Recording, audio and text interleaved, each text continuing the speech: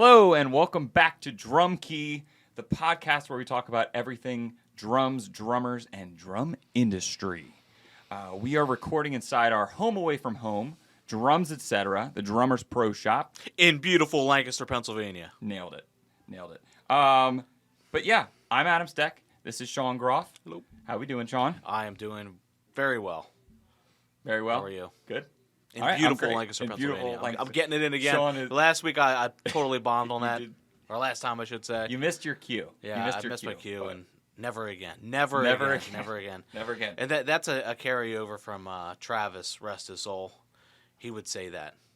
Yeah, how long did Travis work at the shop? A lot of folks might know. 12 years maybe? Maybe longer. 12 years? Because he worked at the Queen Street location. Okay. And he was a carryover from that, and I think he worked until 2009 or 10. Okay. So Yeah. maybe even longer. Maybe longer. I'd have to do the math. So I when don't you know. first started coming in for lessons, he was there. He was there working the Yeah, counter. he was behind the counter. Gotcha. Yeah, Gotcha. Very cool. Well, our guest was also coming in for lessons at that time. absolutely, and that's where I met Jason.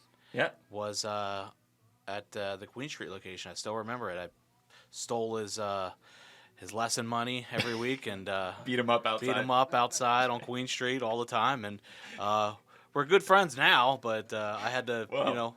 I had to put him in his place. So, Now and you I had get to pay along- I had to pay for my lessons. Oh, wow. How are you gonna do He that? had money. There's nothing he could do about it. All right. Well, our guest later on in the show is Mr. Jason Lech. He is a fantastic drummer. I can't look him in the eye when I say that.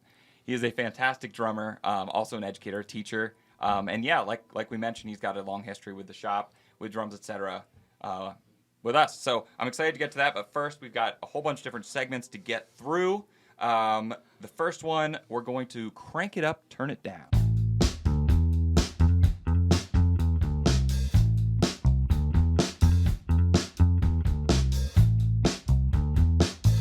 All right, so crank it up, turn it down. Yes. In this segment, we talk about controversial drum habits or things that people get fired up about sometimes.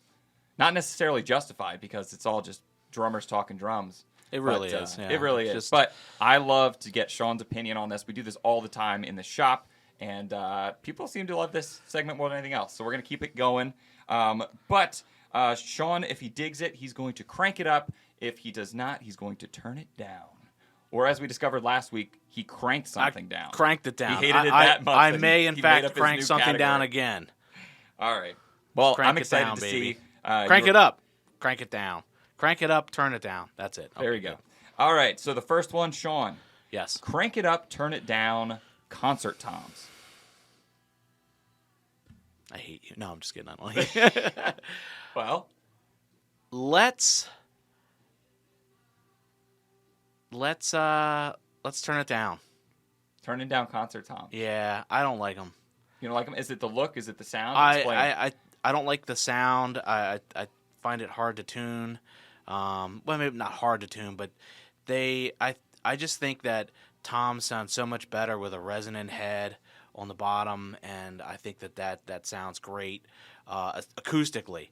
I know that the concert toms were especially popular in the 70s, where you'd stick a mic up there and you jam it through the PA system, and you watch those bands playing in the 70s. Everyone had these concert toms, and it was a good way to mic it live, and I think that's pretty effective. But overall, when you are dealing with acoustic drums that sound the best naturally, I think you need a resonant head on the bottom, and that's where you get your tone from. There's no tone; you just get the attack out of the concert tom. So I personally don't like them. Yeah. I cringe when I see them. You cringe. I when you see do. them? I'm just like, oh, You're not going to like this. Oh, You're not going to like God. what I'm about to say. I'm seeing them more and more often now. Like, I'm seeing them, like, Well, on shows. that's a at trend. concerts. I think Okay. what goes around comes around a lot, and what's True. old is new, and Very true. things cycle. So they went out of style for a very, very, very long time, and all that needs to happen is a popular band, popular artist, popular drummer that embraces something that's old, it's antiquated or whatever else, and then all of a sudden it's like, oh man, that's so cool because this guy's playing it, and all of a sudden it becomes cool again to be retro. And if you are trying to be retro, then you need those concert towns because that was the look and that was the style of the drums during that era. Right. But on a personal note, no, I got to turn it down. I I don't like them. I don't like the way they sound. And also another thing with that is that they became so popular in the 70s that everyone would take off their tension rods and their lugs and their heads all the time. And then a beautiful drum that would be worth so much more had they just kept the head on and the hoop and the rims. Those Missing are long parts. gone. They're Those gone. The original parts are long gone. And that's kind of a bummer when you see a nice, beautiful 60s set, which I love. I love that era of drums. They come in, no bottom heads, no hoops, and that's long gone because the trend was taking those, heads off and the rims and hoops. Yeah, and we've had a ton of folks bring in a kit, to get fixed up, or hey, someone gave me this kit, or hey, I'm looking to sell this kit, whatever the situation is, and you're missing that bottom hoop and those tension rods. Yeah. And especially if it's a beautiful 60s drum, we're gonna make it happen. We're gonna find something that looks right. Right. You know what I mean? Yeah. But if it's a cheap drum set to begin with, making that investment's sometimes worth more than, to do all the drums and the bass drum and everything included to get stuff that matches. For sure. Yeah. Isn't necessarily worth it. Awesome. So we're turning down concert time. I could go on and on. Go on and on. He really doesn't like them. I don't like them. Well, I'll move on. All right. We got one more for you today. Okay. Real quick. Crank it up, turn it down, stick tricks. Let's crank it up, baby. Cranking it up. Yeah, I love stick tricks. Yeah, absolutely. Okay. I don't know too many of them. I'm pretty good at the basic twirl. Actually, really good at it. I can demonstrate if you like. Yeah, look at that. Okay. Let me stop you right there and correct myself. I'm actually really good. Yeah, pretty good. No, I'm really good. Look at that, baby. Oh, I could go forever. I feel like I'm in danger. Yeah, you are. Yeah, I know. And of course, I'm gonna flub this up. You pick up the stick. And you kind of do that. Yeah, I see it. I could do the forward throw. I'm not gonna do it here, and you catch it. And this is kind you of smack down. your elbow. The sign I could falls do down. that. When you're coming down with the easy. Drum. I know. Easy. I don't have a lot of room here. Anyway, no, we're cranking that up. I love stick tricks. Yeah. Yeah. I want to learn more. Do you know what I associate with stick tricks? What? I always think of bands that have, and at the time, I think of a lot of 80s bands that had their drummers, 80s drummers I should say, had their cymbals super high up, and just so they could have that space to do the trick on the way up or on the way down. Yeah. You could overdo it just like anything else. You could be great at a paradiddle, but if you just continuously play a paradiddle over and over, it's like, all right, enough with the paradiddle, But stick tricks are the same way. I like to throw it in between songs if I'm playing or just downtime, just kind of keep my hands moving or busy. And it might look like I'm showing off, but really it's just, I just need to keep moving or whatever else, or just walking around the shop. Oh, and the old Buddy Rich, clicking the sticks together. I can do that one too. Yeah. Yeah, that's fun to do, just walk around the shop. But so I am cranking that up. I am cranking up stick tricks. Love them. They're cool. They're fun. All right, very cool. Yeah. One up, one down. Very cool. Yeah. All right. Let's hop into our next segment. Let's talk some drum industry news.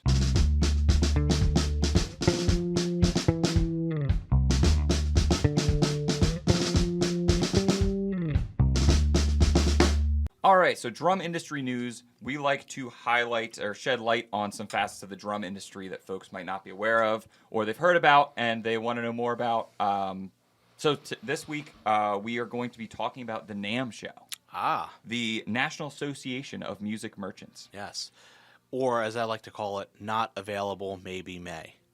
Right. Explain why you call it that. Why you because use that you'd acronym. go to the NAMM show, and all these great new things are shown, and you're like, oh man, that's the time where the vendors show off their new gear for the year, or their and new. It's typically January. It's typically January, right at the top of the year. Yep, top of the year.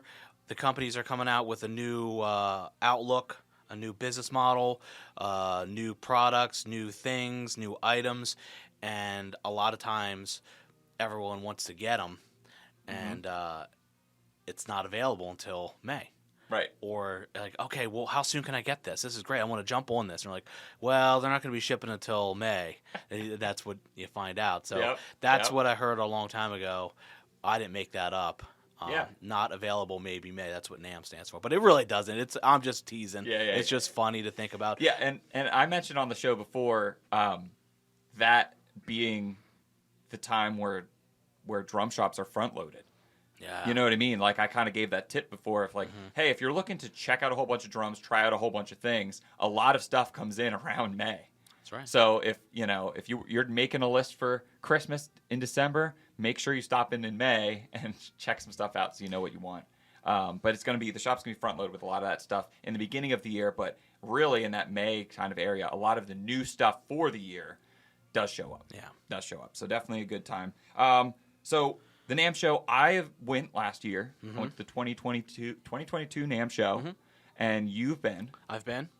You've been to. I've been to Summer NAMM and Winter NAMM. Okay, so real quick, because this is the Drummers Pro Shop podcast, Sure. talking with drummers. It is. It is Drum Key. Yes. If you're going to go to a NAMM show, you want to go to Winter NAMM, Winter NAMM. not Summer NAMM. Not Summer. Well, I would say You can go to both. do not but go no, to if Summer you're only NAMM. going to go to one. If you're only going to go to one, Winter NAMM is where it's at. That's everyone is there. Right. For the most part. Summer NAMM has the stigma of being more of a guitar-oriented show. A lot of the guitar vendors are there and such. Not that no drum vendors are there, Right, or but- anything else but like less. that. But it's less. It's a smaller, but the atmosphere is still the same. It's Right. so super cool. But you're not doing your deals for the year or anything else like that. It is more of a guitar centered show. Right.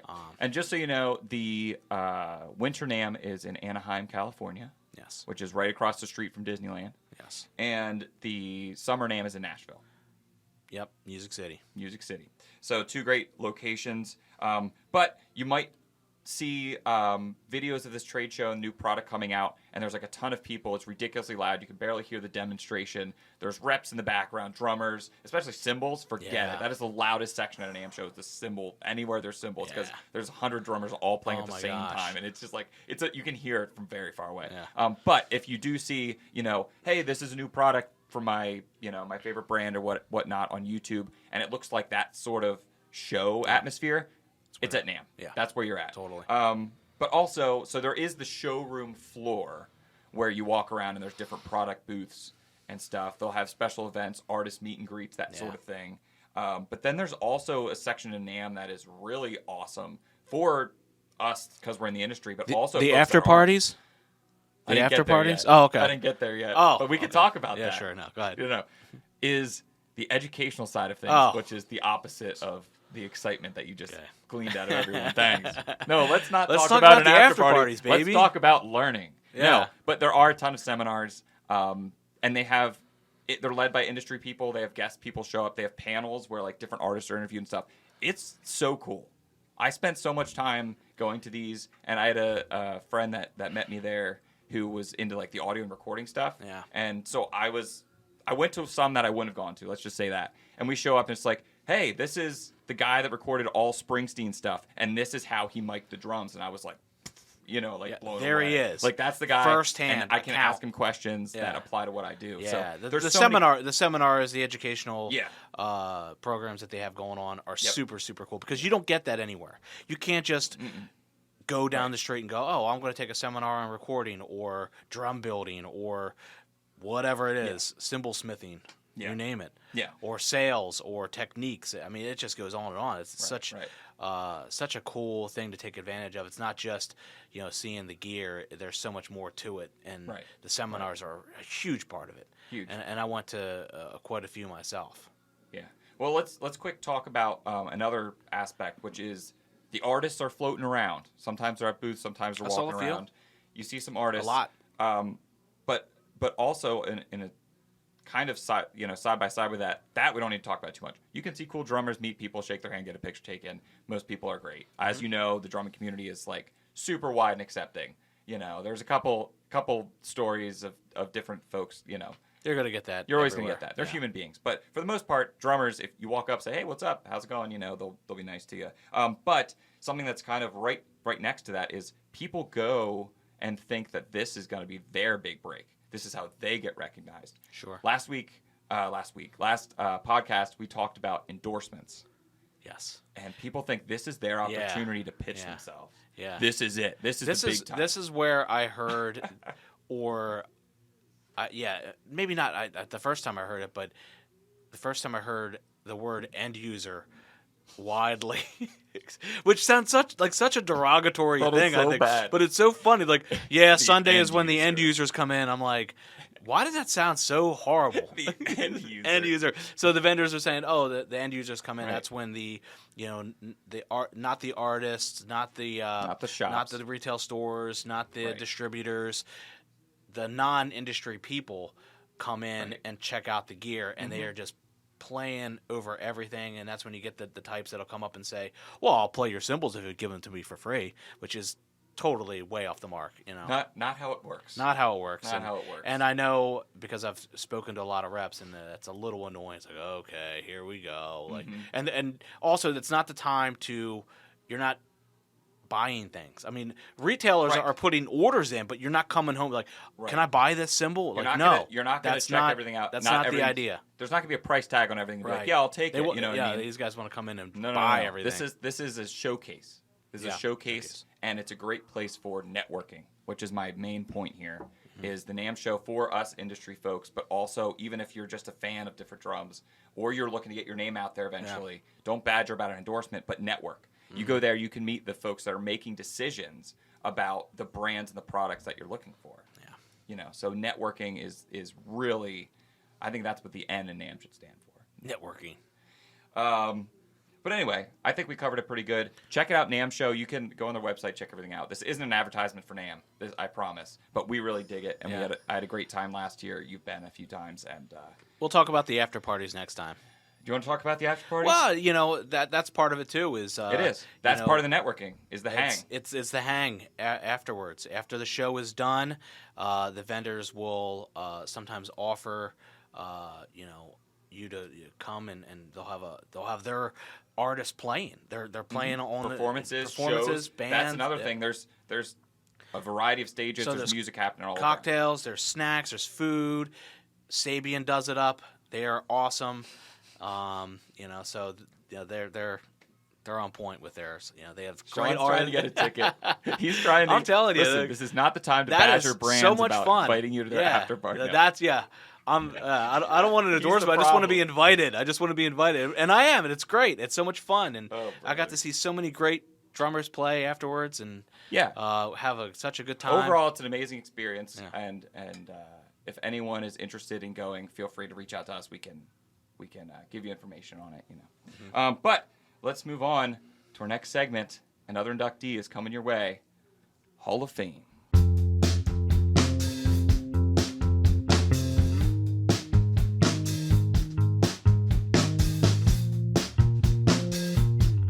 All right, so Hall of Fame is our next segment here. Naturally, naturally, we are big drum nerds, you and I. Yeah. And folks watching a drummers podcast by drummers, are hopefully hosted by a drummers pro shop, where we talk about nothing but drumming. You also are a huge nerd, but we're gear nerds. So every week. Every podcast, we've been highlighting different things, and you commented last time, that I'm going to say last week 100 times. Yeah. You commented last time that we were highlighting a lot of lackluster. That was your words. Yeah. Lackluster. I don't items, remember saying that. Where I had to save the day and say, no, these are game changers. These are staples in the industry. People, come on now. Yeah. But this week, we're actually mixing it up a little bit because we are highlighting a product. Relatively new. Relatively new product. The concept isn't relatively new, but this product is. But we are huge fans of it. So let's talk about the fourth inductee. Drum roll, please.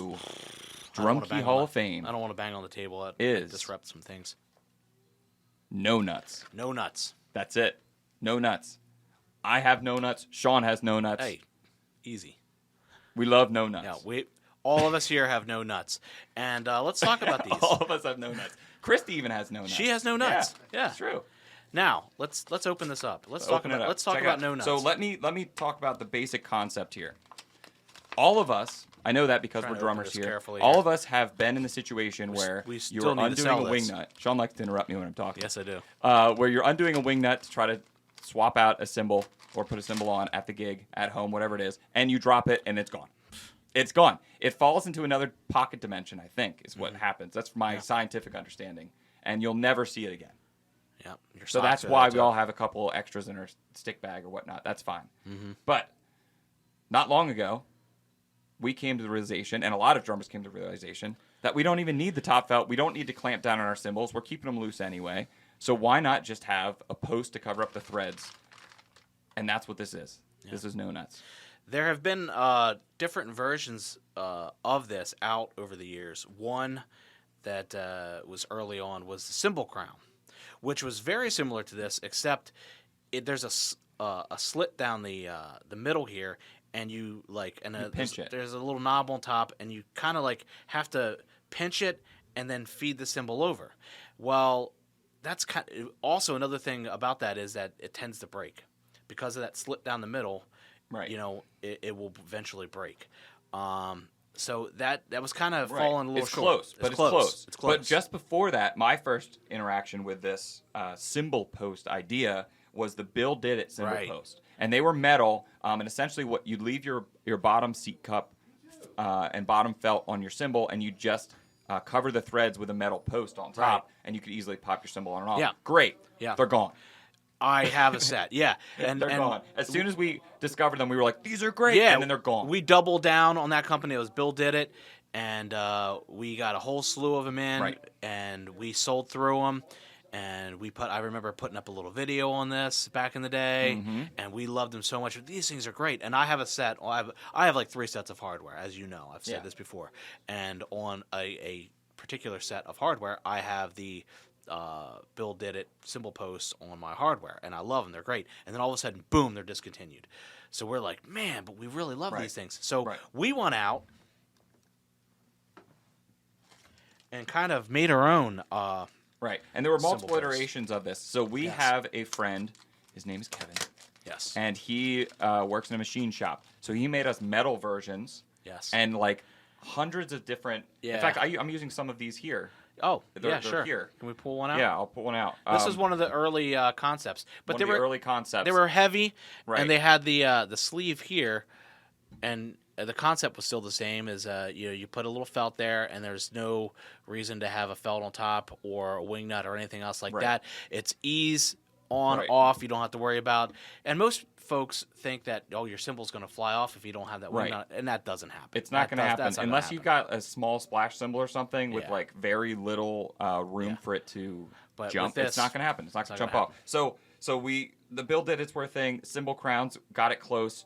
We started to make these metal versions, and then we're like, why don't we just cover the felts with a plastic version? That's what we here. Came out. We came up with our own.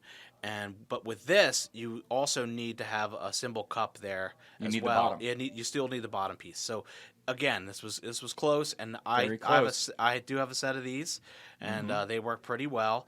But then lo and behold, one day I got a phone call from what is his name? You met him at NAMM, the owner of No Nuts. Bill. No Nuts Bill. Yeah. So Bill gives me a call, and he starts going in and talking about this product, and I knew immediately. And you're like, dude, this is we've great. been doing this. I said, how about sending me a set? And he goes, oh, absolutely. He says, for sure. And that's like one of the best things any company could do is like, here's a sample. Yep. So he gave a sample, and we were like on board. Like, these things are great, awesome, and we bought in. And we didn't sell out. We bought in. We bought into this, and we tell everyone about it. We have them in our studios here. All of us use these. We all use them. And they are fantastic, and there's no fuss, it's great. no muss. Cymbal goes right on top, pops right off. They hug snite. They hang tight. Wow. Hold tight. They hug snite. They hang tight. They hold tight onto the top of your cymbal stand, so you can literally flip it over and it's not coming off. They stay on in your hardware bag. That's the important part. Oh, yeah. You don't need to fuss with anything, and they just stay on, and they don't go anywhere. Yeah, so you get 3 to a pack. 3 to a pack. There are about different, $20. colors that they come in. Yeah, all sorts of different things. But black that's it. is where it's at. That's it. This is it. We stock them. We sell them. We endorse this product.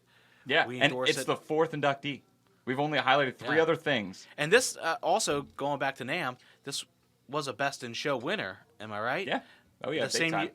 year you Yeah, went last year. Yeah, last year. So this is a best in show, NAMM winner, no nuts, and yeah, I recommend love 'em. checking them out. And Yeah, if so do I. you're local, come into the shop. We'll show you. We use them for our demos in our symbol area up there, so we can show you how easy they are, and you'll inevitably get a pack because it's a great product. All right, let's move on. We got one more segment before we bring our guest on. Here we go with quick question.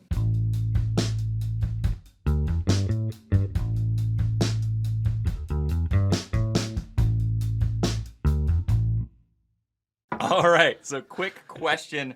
it's never a quick question. Without fail, if you start your sentence, you walk in the drum shop, say, hey, quick question for you, forget it. You're going to be here for at least an hour. You're going to be here for an hour because what you're asking is not a quick question. So if you want a quick answer, never use the phrase quick question. That's where the segment came from here. So this week, we are going to address this quick question, and because we've got time, we can talk about it. This not so quick question, I should say. So I'm curious to get your take on it. Maybe we'll rope Jason into this one when he pops on. We'll rope him in. So we get this a lot, and there's variations of it, but this is essentially the gist. Hey Shawn, quick question. Yes. If I start lessons today, how long will it take before I'm good? That's a loaded question. Right? Yeah. Yeah. But that is something that folks want to know. How long until I'm up and running? How long before, I feel comfortable? These are all very vague things. You get it all the time, don't you? Yeah. They immediately want to get good. They don't want to put in the time. Where that end point is, like, how quick can I get there? Yeah, right. Some of it might come down to, like, they want to get up and running at church or whatever it is. Right. Mm-hmm. Or Depends it on could- their application. It could be a budget thing. Like, I got a gift certificate. I and never only thought have about this that. much amount of time to Right. Sure. get Yeah. where I want to be. Sure. You know? But my answer to that, because I've had this question numerous times over the years, 100 times, let's say. Okay. What do you? I how do you say, address it? I say, it's more about. It all depends on how much time you put into it. That's my quick answer, because it's not a quick question, but you have to give them a quick answer that Right. puts the emphasis back on them again a little Yeah. bit. Like, hey, Yeah. it all depends on how dedicated you are. It's not about like how good of a teacher we are. It's how good you are at practicing the information and the lessons and building upon that. So it's a matter of how much you're going to put into it. Yeah. How much you're going to put into it is how much you're going to get out of it. Yeah, and I think that it's important to remember this, and it's that the work doesn't happen in your lesson; it happens at home, right?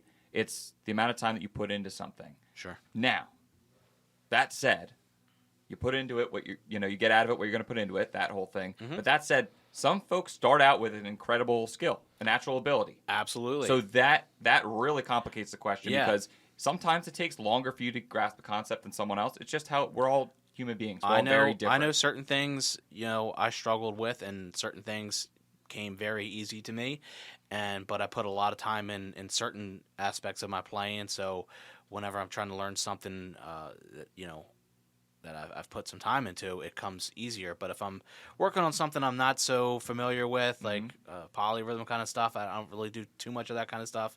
Play a lot of more straightforward stuff.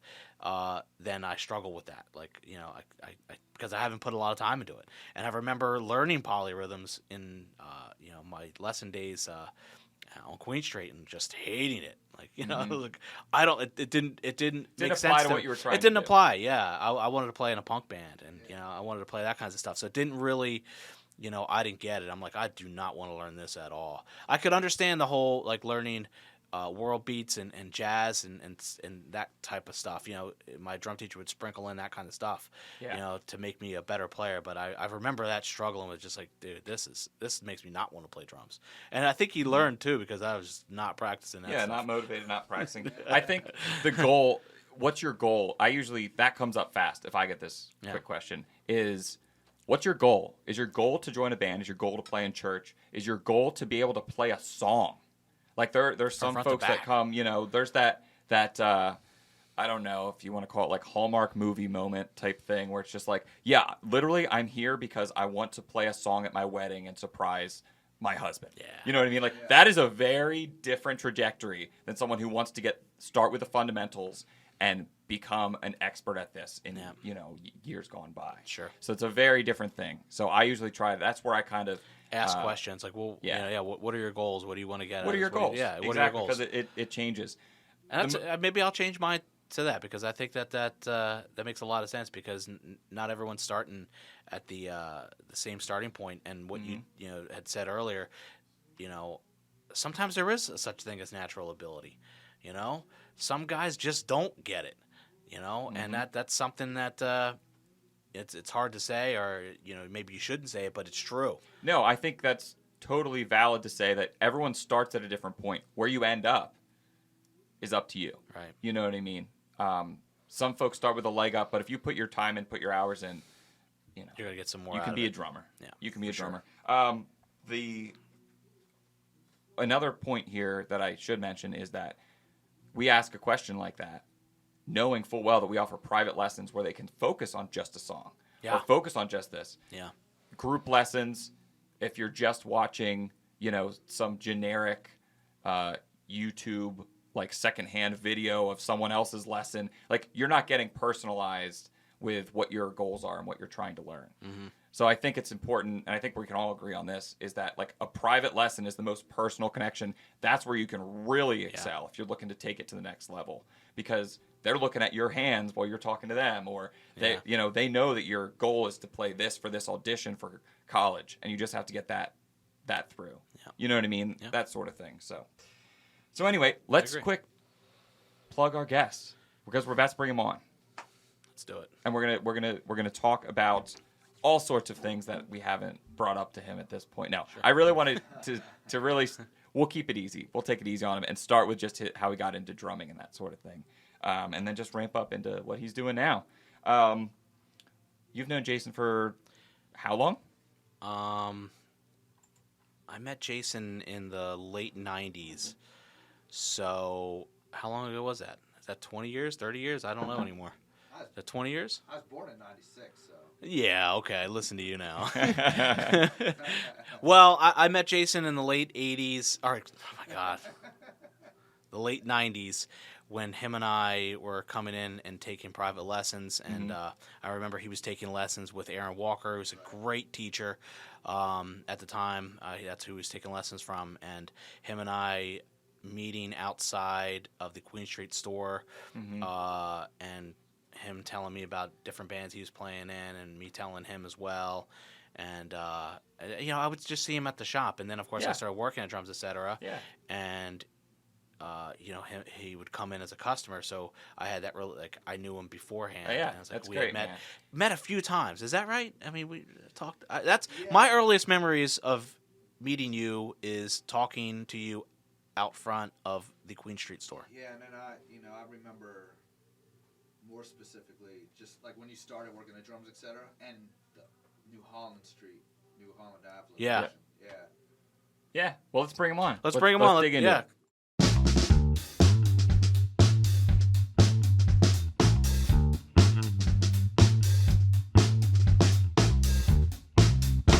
All right, welcome back. We are here with Mr. Jason Lech. Am I saying that correct? That's correct. Okay. Lech is correct. Sure. Yeah, it's spelled funny, but... Okay. Yep. I've heard people pronounce your name differently, and I'm like, have I been saying his name wrong this whole time? You're good. This is what the podcast is all about, asking the tough questions and confronting these things. No, but like I said before, you've got a long history with Drums, Etc. Right. So it's like a no-brainer. I was talking to Shawn the other day, and he said he was talking to you. I'm like, ask him if he wants to be on the show. We got to talk about Drums, Etc. Drums. We know you're a fellow nerd like us. Yeah, love drums. So yeah, big into it. But yeah, let's a quick start. Are you working on any projects right now? I know at one point you were doing recording and stuff. You've got your lesson program. Tell us what's new with you. The main thing I'm focusing on is lessons, teaching, and implementing that onto online courses. Okay. So no band currently. Okay. Before COVID, yes, a band, but COVID hit, things kind of Yeah. break up, and you're Of course. done. Of Yeah. course. You realize we're about a month away from me not letting people use that as an excuse to not be in a band by now. I know. It's been so long. Yeah. I know. Yeah. We're really close, but I'll let it slide. Yeah. I'll let it slide. Next So month. next month. Next month. Well, what? Is this 3 years now? March was 3 years since that. 2023. Yeah. So 2020. yeah, dude, that I know. It's been a long time. man, it's been a haul with COVID. Like, yeah, definitely. Like, you feel like finally life is getting back to normal. Like you Yeah. and I, we don't have masks on. We're not sitting here afraid to Yeah. that you're breathing on me. I'm a germaphobe, but like I'm like, oh, Yeah. it's okay. Adam's It's okay. he's close to me. If He's close to if me. I get a little cold, I'm going to survive. Yep. But Yeah. like, not to get off your subject here, but No, it's fine. with lessons, that kind of put a damper on things for a little bit because it's a very Mm-hmm. one-on-one personal experience. You want to make sure people have correct techniques, so you adjust and whatever. COVID hit. I'm trying to stay on my side of the room and keep them on their side of the room Mm-hmm. because everybody has their own thoughts on how they feel about it. Of course. So So you have to be the safest. You like, have you have to- to be the most extreme. you have to be the most extreme to cater towards to everyone. cater towards what everybody's going to be comfortable with. Right. Which made it very, you're in person, but it's very impersonal for a little bit. Like you're talking to them, but it's like disconnected. Right. Which- Did you try to do the online thing that like Zoom type lesson? Do you try to do any of that? I did, but I'm not a huge fan of Zoom lessons. Like Yeah. it's always some kind of technical issue. I strike the drum and it's blowing out their computer. They can't hear, or they strike the drum and it's blowing out my computer and there's a lag. And Mm-hmm. in the beginning, it'd be like me talking, and then all of a sudden the kid would say something, and it'd be like, and I'd have to Yeah. get like on the phone and like text them or call them and be like, dude, you froze. Yeah.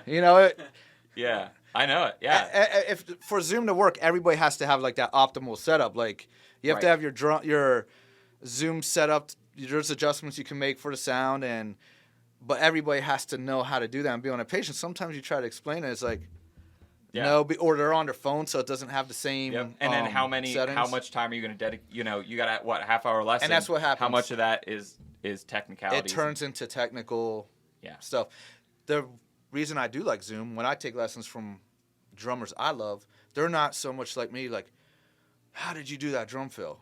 It's more just talking, Talking gaining lessons. knowledge. It's not a thing that's interrupted by Right. speakers blowing out or whatever you want to call that Yeah. when it You've taken doesn't some work. lessons with Tony Royster, right? Yeah, I did Tony over COVID time. Tony So I Royster's- did I did yeah. several with Tony Royster, and those were awesome. And they were talking lessons. Tony, he was wherever he was at in a room, and he would be like, "Okay, do this," and then he would critique me. He would say, you need to be more consistent with this, or you need to do this, and don't overthink this. And dude, it turns out like some of the stuff Tony's doing, they all come back down to fundamentals too. That he just blasts into like the universe where He takes it to the next he level. takes it to the next level. And But that's they're fundamentals. In they're disguise for fundamentals, Flash, and yeah. that is like something I try to portray to my students. Those fundamentals you need to learn. I try to always give them a little taste of where they can go so they stay interested. But it's like, dude, you must learn these. If you want to be a drummer, you gotta get good at your singles. You gotta get good at your doubles. You gotta get. You can't. You have to like get proficient with some of these things because it doesn't matter what style of music you play. You're going to use them. Mhm. Like learn your ABCs. You're not going to spell words if you don't know your ABCs. Right. I don't know what you're going to do. You're going to be lost. Yeah. So Yeah, exactly. Yeah, well, what's going to end up happening, to continue with your metaphor, is you're going to end up parroting things. You're going to end up seeing that, learning that, not knowing what it is, and then coming over here and just trying to replicate it. right. And it's not going to turn out super well. Yeah. But yeah, that's really interesting. I was curious on your take of that whole time because we hadn't connected for a while. But Yeah. yeah, that was wild. Not but- my favorite time. Right. For No. sure. I don't think anybody's, but like, staying on the subject just for a second. For Yeah, go all ahead. the years I've been teaching, I've always been super happy, always super content. And that was one period of time where it was like, I still love teaching, of course, but some of that kind of got brought down a little bit with just like everything going on. It was very much not just like being disconnected in lessons, but it was also like very sporadic in lessons because, 1 week, this person might not have COVID, but this person, their family was exposed, so you have to be safe and they can't come. And then like there's big gaps in time periods where like the schedule gets sporadic. So things staying on point and consistent was just out the window, Right. And that's the name of the game. It's that there's a reason that, it's like, hey, let's do a weekly lesson. It might only be a half hour, but let's do a weekly lesson every single week, Right. We're not going to say, oh, how about instead of a 1 4-hour lesson per, 3 months. Right. That doesn't work as well. Right. It's consistently. I mean, and that goes across. That's with exercise. That's with, all sorts of things. It's not just in music, but to become proficient and to work towards something and to build up, you need to be regularly doing it, practicing. And I think the kind of people those gap lessons work for, the long kind of like coaching sessions, are people that are advanced in their playing and they're looking for knowledge and to educate themselves more, not because they have to, but because they want to. Right. And then they have that time to like really dig into things because they've been drumming a while and they know how to guide themselves through that material versus like they're not going to go home and like, oh, what did he just show me? I forget, Right. Right. So yeah, that helps a lot. Yeah, I get that. Yeah. So let's back up. What made you pick up the sticks initially? Let me think here. I think just like any normal kid banging around, and Mom said, "Do you want to take drum lessons?" And I was shy, and I said no. But she looked in the yellow pages. That's how old Shawn and I are. Looked in the yellow pages. You weren't born in 1996. Well, I was, but we still Okay. had a phone book. We'll But, figure out that. Yeah. All right. Go ahead. And she called Drums Etc. down on Plum Street, and I think Rick probably answered, and he was like, "Yeah, we have a great teacher," and it was John Pfeiffer. So signed up, fell in love with drums my first lesson, loved it. And John showed me how to hold sticks. That's what I learned my first lesson, and how to strike a drum. But like that was it for me. Like I don't know what it was about being a kid and just that. Yeah, I loved it. Yeah, I think we've all had our moment where that happens, and that's awesome that yours was in such. I mean, that's it makes total sense that you have such a solid foundation in your playing. John, it's fantastic. John Pfeiffer, who's actually teaching right now, still in the building. And I mentioned this to him earlier, and I knew that you and Shawn knew each other from Queen Street, but I didn't realize you went back to Plum. Yeah, so I think when I was 9, Don't give them numbers. We're gonna do the math. Don't give them numbers. Let's just say I was 9 in 1989. That's the truth. That's the truth. I was 9 in 1989. So, Plum Street days, small shop. It's funny, dude. I was just thinking about this the other day because, this week was one of those weeks where I get a message from my mom. Oh, so they have a stomach bug. Okay. They were just in the day before, like, maybe you want a Lysol and stuff. I'm like, yeah, I'll break out the Lysol. But then I get another message, and it took me back because, like, one of my earliest memories of lessons with John was I took a lesson, and I started to kind of feel nauseated, and I came out as a kid, and the drum lesson studio door, you went right between where the front counter was. Right. I walked out right between that little space there, and I puked all over the floor. Man. Right there where everyone Right there, works. man. But, that's how much I love drums. I was a kid. I knew I wasn't feeling well. I probably didn't tell my mom, and I still went to my lesson, So, almost made it out. I made it through the lesson. I almost made it out the door. Well, you got away from the drums. I got away from the drums. It was like That's right very there, considerate. dude. Yeah. That's great. Man, I was like, I think to myself now as a teacher, man, there better not be any kids puking in my studio. Like, I was stay waiting home. for you to be like, so I'm very sympathetic. You're No. like, no, don't I'm come like, in. If you're sick at all, Stay at home. home. Stay home. Stay at home. So awesome. So you took lessons, and then obviously when the shop moved from Plum to Queen Street. By the way, if anyone's watching this and they haven't watched the History of Drums Etc. episode, It was the one that we recorded last with Rick Hamilton, who was the owner that started in 1985. Just a little backstory. The shop started on Plum Street, then moved to Queen Street, then moved to New Holland Ave before it moved to our current location. Right. So you moved over to Queen Street. Not quite. Oh, okay. Not quite. Here's the twist. Go I ahead. took lessons from John for 3 years. And I forget what went on with John, but he cut his teaching back a little bit. I don't know if he picked up like another gig or whatever, but he recommended me to Clyde Lucas then. I started taking from Clyde Lucas for, I think, till like at least 1996, a handful of years. Yeah. And then I went over with Aaron Walker on Queen Street.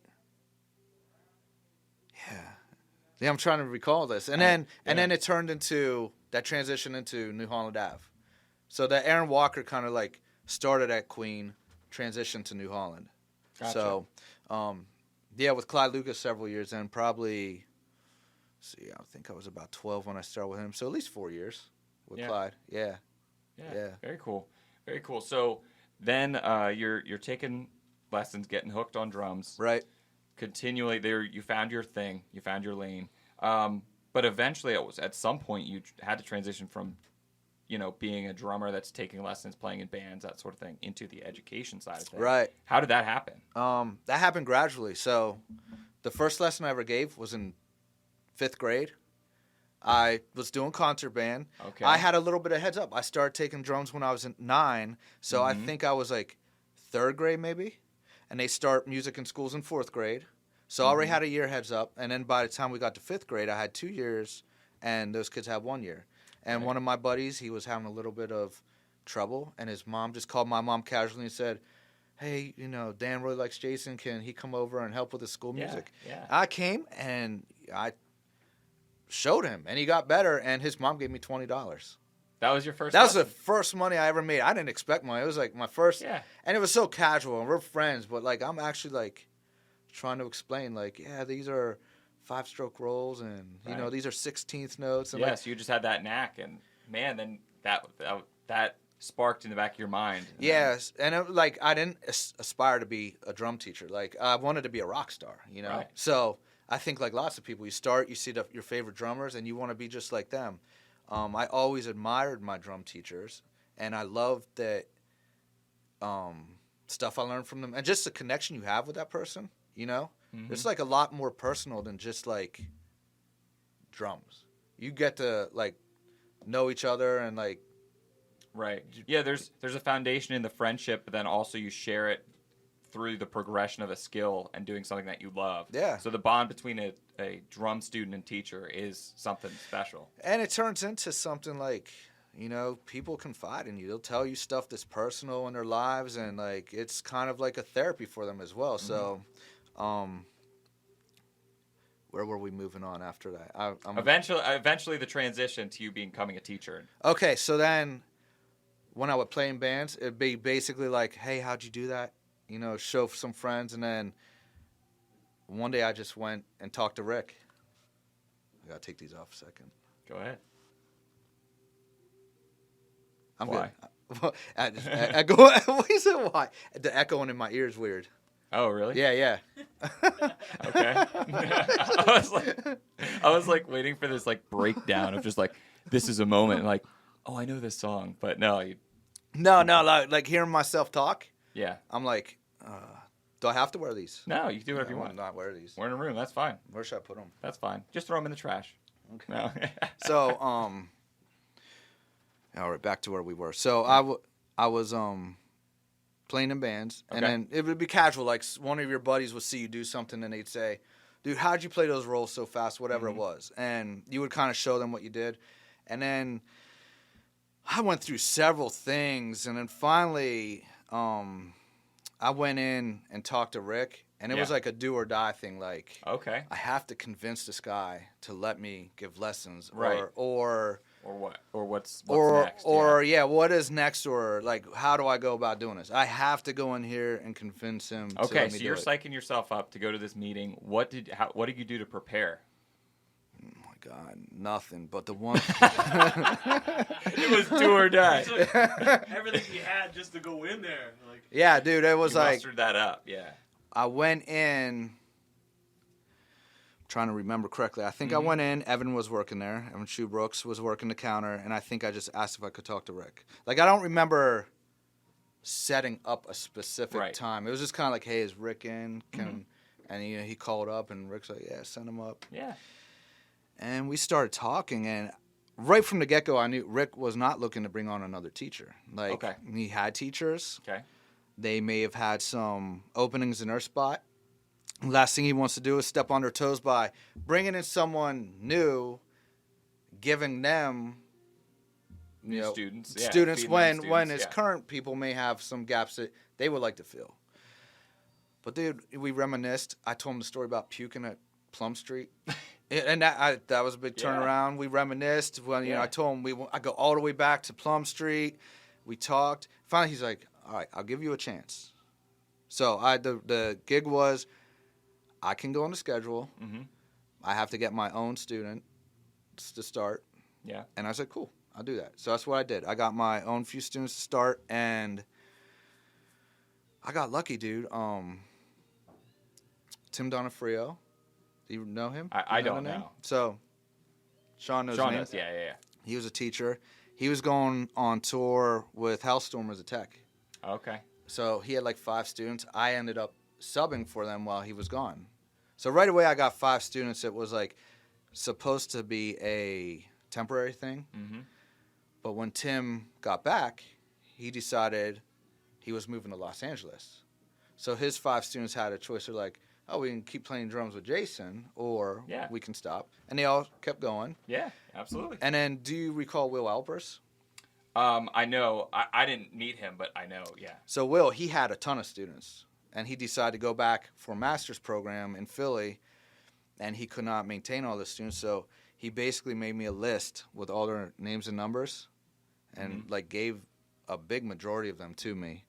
And I called them all, and they all came on. And like I went from like my couple students that I brought to 5 students to like 30 something. Yeah. I feel like I was at the right time at the right place. Yeah, I was gonna say. Is that how right place at the right time? Right place, right time. Yeah. Yeah. But that also goes back to Rick and I were talking about me showing up to the store and just being there. You know, just put yourself in that position, so that when things come up, you're ready to go. You know, and that's your opportunity. I mean, you know, yeah. right time, but you made your opportunity. Made your opportunity. Yeah. You know, by being there, and those things did happen, and it helped out a heck of a lot for you. Yeah. You know? And you always think 2020 then, like, oh, what if I start teaching sooner? Because I did not start teaching full time till I was 31, and I'm 43 now, so I've been teaching 12 years full time. But it's like, what if I started when I was like sooner? Why didn't I start sooner? Like I knew Rick all those years. It's not like the drum shop just popped up when I was in my early 30s, and now there's a place to teach. But I feel like things happen for a reason, and maybe I would have flubbed that opportunity if I was younger. I would be playing in bands, and maybe I would have skipped out on students to go gig or whatever it might have been. Because one thing for your students, you have to be consistent. If you're teaching lessons, you have to be there on time, and be ready to teach them. You can't. There's like, okay, I'm not gonna be here this week, or the worst thing. That's okay if you let them know ahead of time, but like, if a student will show up for a lesson and you're not there because you forgot. Yeah. Like, there's just things that, like, someone younger maybe. Yeah. Maturity. Of course. It could happen to you don't have that wisdom, and Not that you're trying to do it on purpose, but, you're still learning your way, so. Yeah, no, it absolutely makes sense. But, yeah, it all comes from, I mean, I'm glad that you found your passion, but it all comes from that, you picking up the sticks and just loving drums, and it's one of those things that no matter what you're looking to do, if you love the drums, you're going to find a way. Shawn and I found it through the retail thing, like Rick. Yeah. You found it through teaching, like our other teachers have, and it's one of those things that, there's ways to follow your passion, and there's going to be opportunities. We were talking about NAMM earlier, which you've been to a couple shows, we said, and that is the extreme side of the industry, working for a company. Working for one of the drum companies, working for a manufacturer, a distributor, the the music industry, when people refer to it, everyone thinks of the artist, the rock stars. Yeah. You know, maybe Yeah. their manager. Right. You know, or the sound guy, what it might be. But it's not just the folks out there doing it. There's a lot of behind the scenes that can happen. Yeah. And I'd encourage anyone that's interested in the music industry in general, or is just loves drums, you might find an avenue to make a buck, you know, that's related to it, and you're going to be a lot happier, even Right. if it's not, you know, the rock star up on the riser. Yeah, and I think, you know, a big part of being successful in life is finding what makes you happy. Not necessarily in correlation with like money. You need money Yep. to live, but you know, there's people that make a ton of money, but they're miserable with their jobs. And I think if you can find a job that you love and you're passionate about, and you make what you need to survive, you're awesome. You know? Yeah, you've won. Yeah. You've hit the lottery. Yeah. But you know, drum teaching isn't a bad gig financially if you set it up right and you maintain students. It's better than I was under the impression it could be when I was younger, When you coming started. up. You know, so maybe that's one of the reasons I didn't teach early too. I thought I wasn't going to be able to survive on it. I didn't know. You know, Right. so Right, now you're doing it full time. So you also, in addition to the in-person thing, have your day one drummer, right? right. The site where folks can sign up for lessons and stuff like that, so that they can do it on their own time, essentially. Right. So as far as your student makeup, how many students or what percentage goes for the online thing? I know you're just getting it started. Is that building up traction? Or? Yeah, it's taking time for sure. You know, I'm still building my audience, still finding my way with, you know, online. I have a lot of work to do on social and all that will give people more of a confidence to give me a try. Right. You know, because I'm low on YouTube. I just crossed over 1,000 subscribers, which is a drop in the bucket. It's a win for me because Yeah. I was like at 400 like just a couple months ago, and now I'm up there. So I just need those little, like, some social proof, and I do things like 7-day free trial so they can try it out. Come on, I do what you call a what do you call it?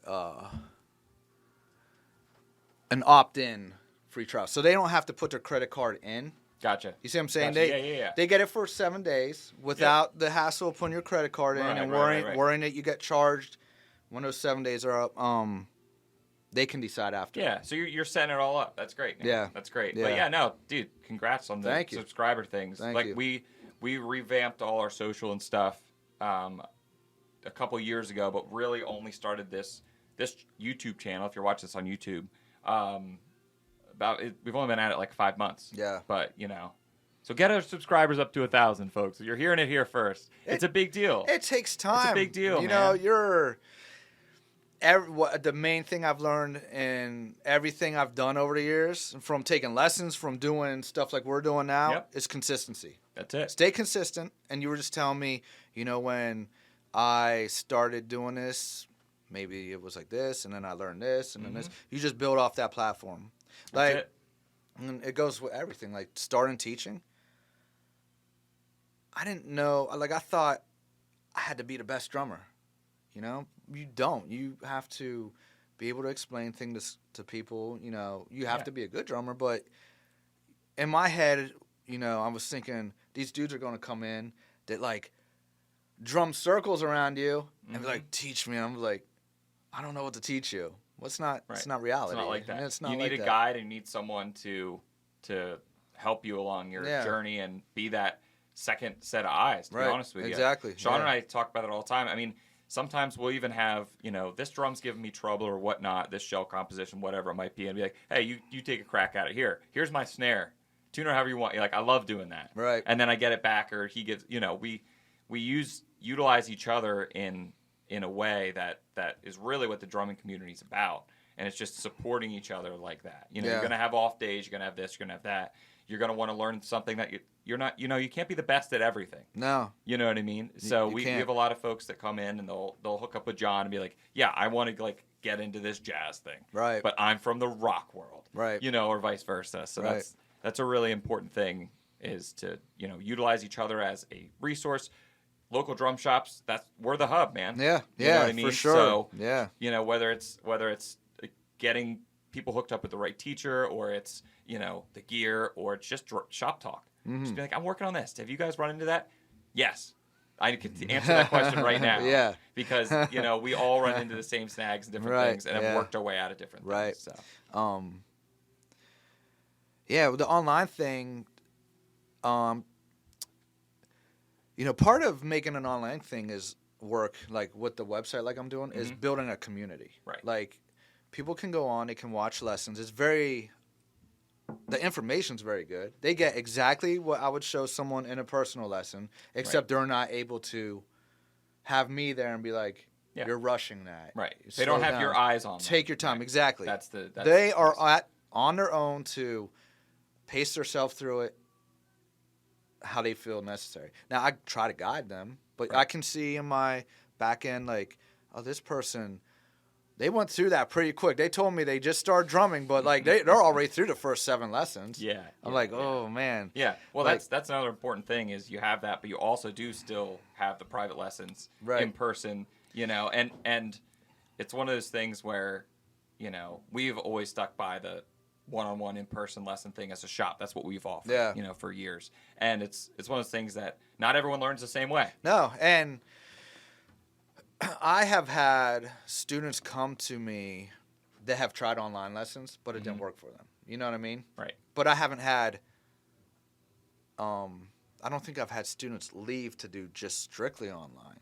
I haven't had it flip-flop. I mean, having a person there is the most value that you can provide as far as instant feedback. So that makes sense. And you need that. I mean, the one thing is when people start playing an instrument, you're new to it. You have questions.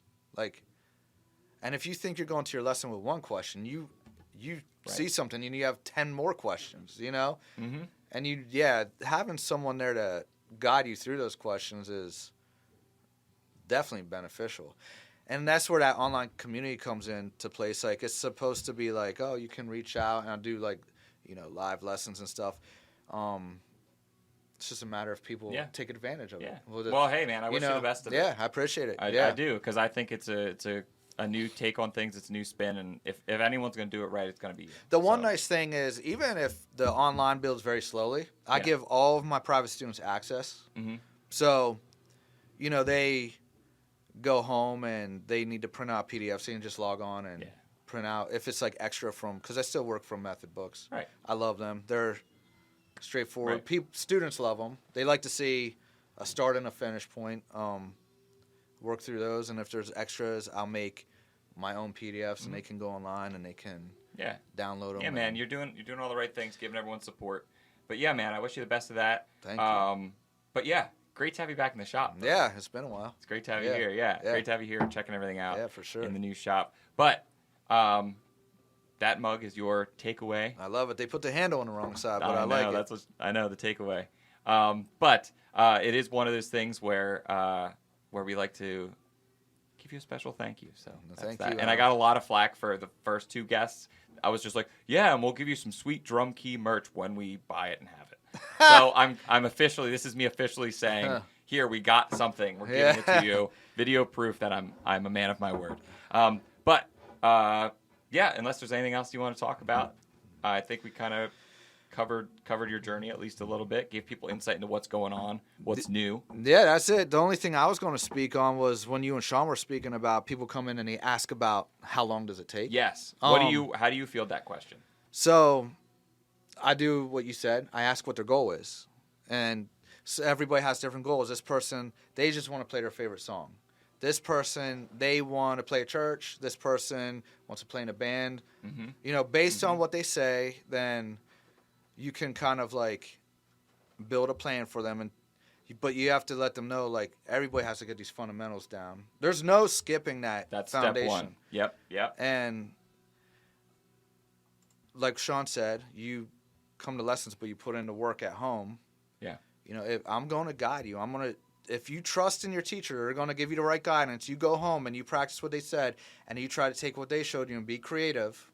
Because I always try to push creativity. If I show you something in a book, that's not the end-all, be-all. Like, move your right hand from the hi-hats to a tom or to a cymbal.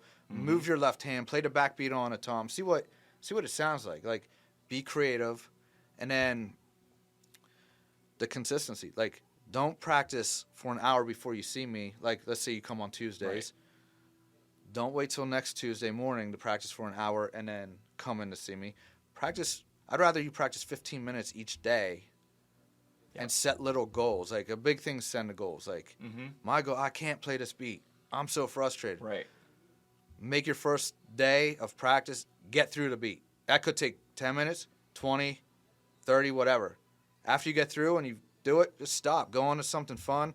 After that, try to get through it again, but then up it. Like, try to play it 4 times. Just small little increments that, like, add up to big things. Yeah. But yeah, that's where they're going to be able to succeed. Again, like you said, I think that relationship and that trust. You got to trust your teacher. They'll get you there. Establish your goals, and they'll get you there. You just got to follow their methodology. And follow your teacher. You're paying them for their advice and their knowledge. Don't let all the other stuff you see online, like, sidetrack you either. Like, you see this dude doing something fancy, and then that dude, your brain's going to spin, and you're going to get sidetracked, and you're not going to focus on building the fundamentals. You're going to skip steps, and then you're going to come back 20 years from now and say, I have tendonitis. What can I do to fix it? And it's hard to fix. Yeah. Like, yeah. We're and it's going to cost a lot more than the drum lessons that you're taking. Yeah, trust the process. That's what I say. Just trust the process. Like, yeah. You know? Yeah, So, man. You've seen it, and you've seen it. We've seen it hundreds of times. Same with you. Yeah. Like, we've seen that pay off, and that's a wonderful thing when it does. You know? Yeah, I have, not to keep you going here, but we're good. I have a student named Annie. She's a McCaskey student. Okay. Very, like, on-point student from the time she started. She's been taking lessons for, like, 7.5, 8 years now. So she started when she was a little girl, maybe, what would that be, elementary school? Very little. Makes it a point to practice every week. Makes it a point to be creative.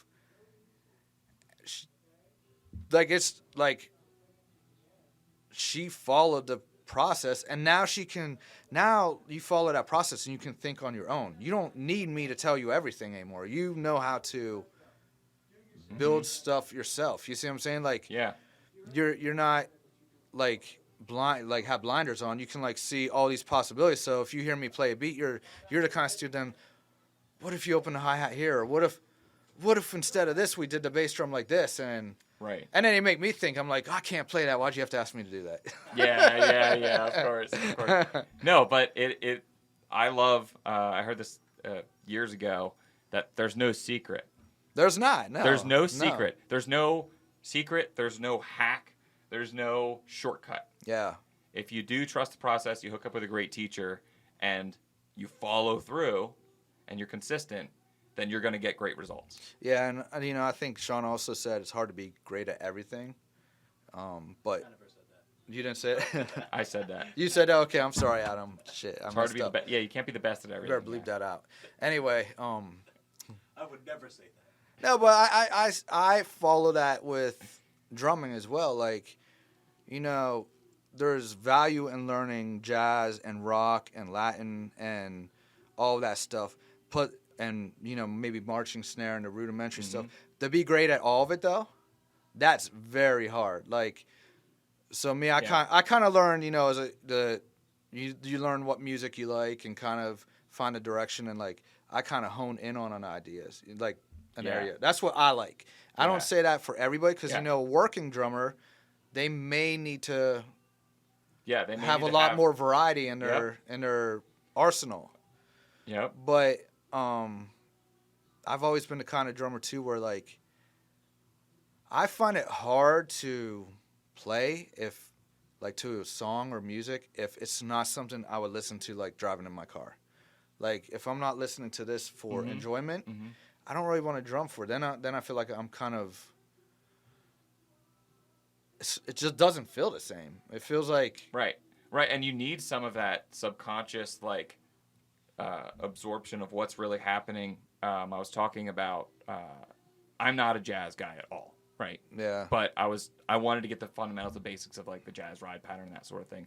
But while I was working on that, what I did every morning coming into work and every day going home is I put jazz records on. Now, not being from the jazz world, I didn't know what the heck. So I'm Googling things like, what are the best jazz? You know, like obviously I know all the names and the drummers and stuff, and that's kind of where I was going. But as far as that's concerned, but listening to it and then just completely immersing yourself within something is really a great way of doing that. And that's hard when you don't listen to the kind of stuff like you're not interested in. Yeah, if you're not interested, like all my drum teachers are jazz drummers. John, Clyde, Aaron, they're all jazz drummers. Now Aaron, he had like a progressive rock thing too, so that was really cool taking lessons. Cool. But but I went more that rock route. Like it's just what I feel when I play. Like Shawn loves playing punk. Like just something about distorted guitars and stuff and all that. That's what I like when I play drums.